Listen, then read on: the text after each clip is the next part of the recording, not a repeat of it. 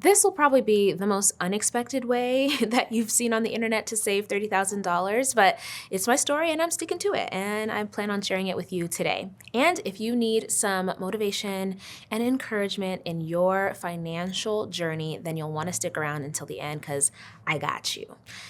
Now, $30,000 in 6 months seems like a tall order, and if I weren't me, I would think, how? But in a backward type of way, I'm gonna reverse this little story to be able to share what I did in order to make that happen so that you can make whatever results possible for you. Now, I was able to save this much between mid-May of 2020, yes, I said it, 2020, to beginning of 2021. And I was able to just have this snowball of savings for a couple of different reasons. One being that I had learned how to manage my money really well. Essentially, I, 3 years prior to that was paying down my debt, and in that journey had to figure out how to manage my money in order to, become debt free by the time I was 30. So I spent 3 years prior to being able to save $30,000 working on my money mindset, my money management skills, and learning how to make more money. Those are the 3 things that truly shifted everything and made it possible for me to actually see the number $30,000 in my bank account, which was wild, I will tell you. And maybe if I have a screenshot, I'll share like the closest that I had as far as screenshots go in the video. But if you don't work on those 3 things, honestly, you're gonna be on this hamster wheel of saving and spending and saving and spending, saving and maybe having to use it all on unexpected emergencies, or, not being able to save at all because all the money that comes in is what you end up using, just to live. You just consume everything that you create. And so I would highly suggest starting with your relationship with money. And if you haven't heard me talk about it before, when I say relationship with money, if you've never used the term, essentially it sounds kind of weird, but thinking of yourself as being in a relationship with money in the sense that like you treat money like you would treat a person that you're in a relationship with. How much time would you want someone to spend with you if you were in a relationship with them? What kind of attention would you expect for them to give to you, or that you expect to give to them for the relationship to thrive? What would you want to know? How would you inquire? How would you take care of this relationship if it mattered to you? And yes, it sounds weird because we're talking about green pieces of paper with dead people's faces on them. But that shift can really be helpful in you having more respect for yourself and this relationship with money, but also being able to shift from one of the most toxic things that I hear and that I personally have also said and experienced myself, which is like, if you've ever said or thought, get in control of your finances or your money. And if you have ever been in a relationship, you know that you don't want to be controlled in a relationship, and you also don't want to be controlling in a relationship. Control comes from anxiety and fear and lack and limitation, right? Scarcity mindset. And we have to shift out of that to collaboration, which is more of an abundance mindset. When you allow the money to come and you allow the money to flow, that's going to be the best state of mind to be in. Now, I talk a lot about money mindset because I'm a therapist who happened to do some things in my personal finance journey, and now exclusively, I help women online be able to build wealth without burning themselves out. So if you would like to learn more about that, I'll leave a link in the description.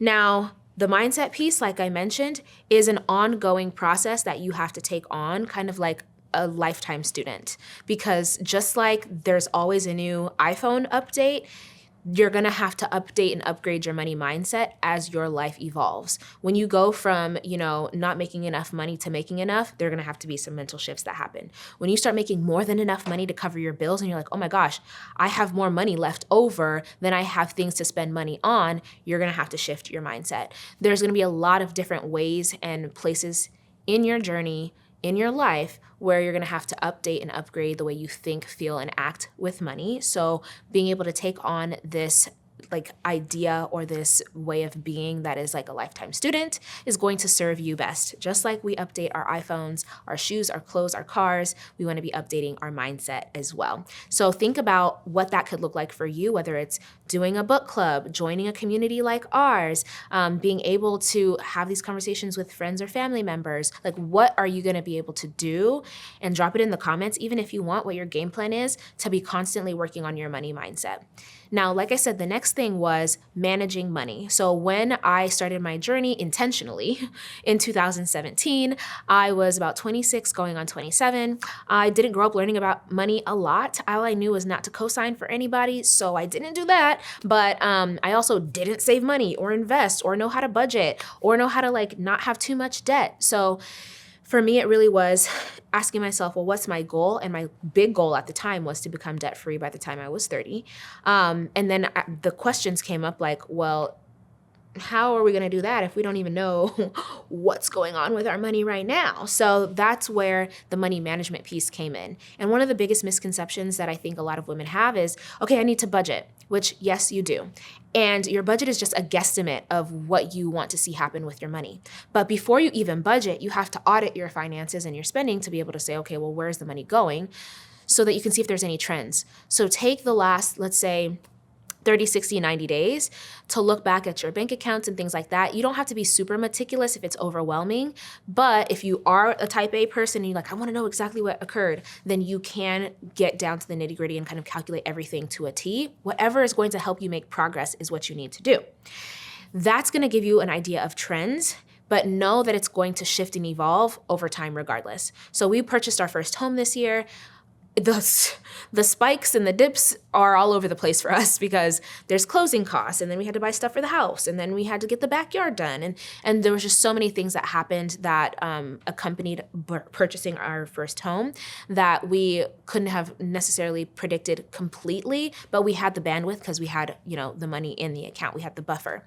So getting a gist of what has been going on with your money will give you a gist, right? Will help you guesstimate what you can and will be able to do with your money now and moving forward. But understand that a budget is just one leg of a chair. So if you are sitting down, can you sit in a chair that has one leg? No, your budget is just one leg of a chair that has multiple legs. So the budgeting is one piece, but then like I said, the mindset is another piece of your system, your money system that's going to actually help you make progress. Support is going to be another one of those legs because that pretty much ensures your success, right? Tracking could be a part of that process. So you want to think of it that way, and not that your budget is the end all be all, but one of the things that helps you to be able to hit your goals. So it is more than, we typically hear about or learn. It can feel overwhelming, but like I said, you want to break it down and make it as palatable as possible for you to be able to make progress. Whatever is going to help you to take a step forward is what you need to focus on doing, all right? And that comes from self-awareness. So we talked about mindset, we talked about managing your money, which can look different for each person. And again, being a lifetime student is going to help you to research, try out, and my favorite word, experiment with different options and ways that you can manage your money in this season. Because a lot of my students get discouraged. They tried a way and it worked for them in one season, but now they're in a completely different season and what they did before isn't working now.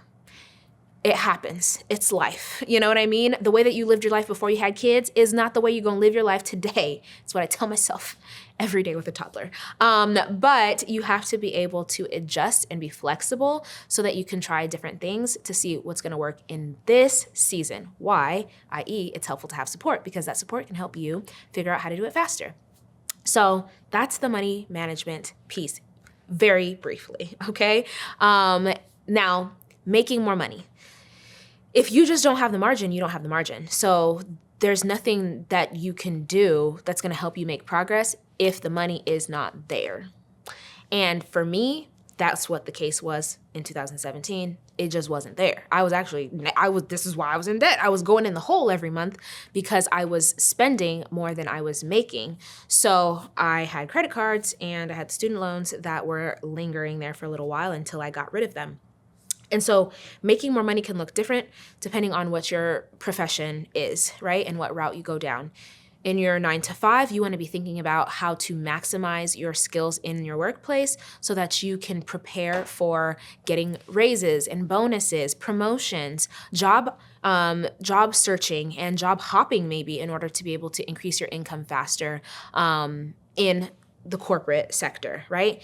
But there's also in your business, how can you then utilize your skills to leverage a higher income by increasing your rates when it makes sense, being able to create offers that are truly valuable and transformational that you can, request higher investment of, right? And so this isn't about willy-nilly charging people, buku bucks just because, right? This is having the ability to require that because you know your numbers and you can confidently say it because you've gotten receipts by, getting results for people. And there's, some substance that backs your fees and your investment, right? Especially even when you're getting a raise and things like that. How are you gonna be able to request a raise?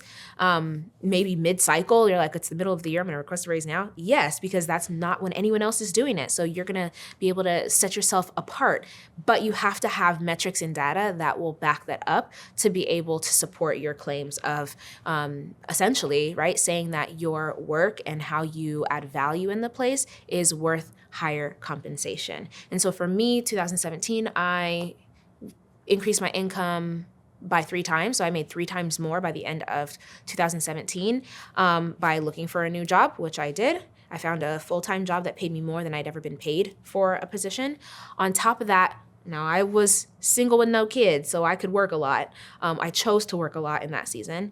I also still had my other part-time jobs. So I was working as an instructor at UNLV part-time teaching students at the university. And I also was in private practice taking on private pay clients and working at Juvie full-time Thursday through Sunday. So I was working a lot in that season. I chose to, but then I ended up tapering off and doing some different things over time, shifting my professional career around. And one of the things that, we hear about is like sleep when you're dead.